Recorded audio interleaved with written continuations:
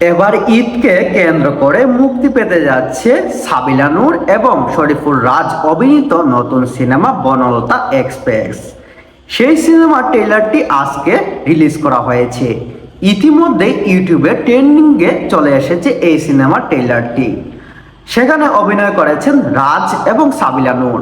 তাদের পাশাপাশি আরও অভিনয় করেছেন বাংলাদেশের জনপ্রিয় অভিনেতা ও অভিনেত্রীরা। চঞ্চল চৌধুরী ও মুশাররফ করিমের মতো অভিনেতারাও সেই সিনেমায় অভিনয় করেছেন। চলুন বিস্তারিত সবাই এক নজরে দেখে নেই। ঈদে মুক্তি পাবে তামিম নূরের সিনেমা বনলতা এক্সপ্রেস।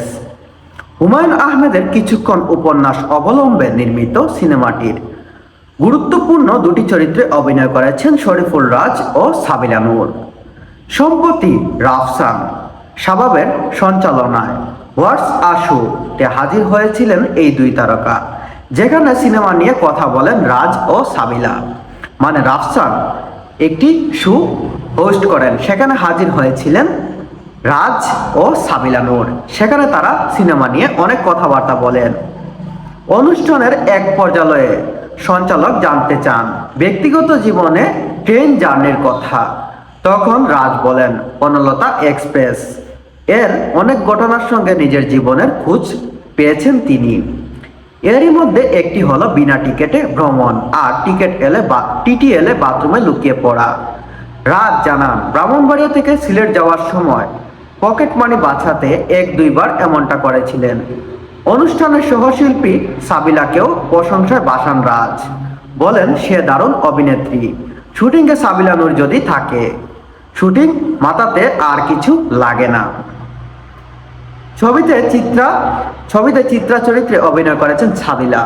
তিনি জানান এফডিসিতে সেট ফেলে দুইটা ট্রেন তৈরি করা হয়েছে, সেখানে হয়েছে সিনেমার শুটিং। সাবিলা বলেন সেট বানাতে মনে হয় 1.5 মাসের মতো সময় লেগেছে, কিন্তু এটা এত বাস্তবসম্মত ছিল যে শুটিংয়ের সময় মনে হচ্ছিল আসল ট্রেনের মতো চলছে।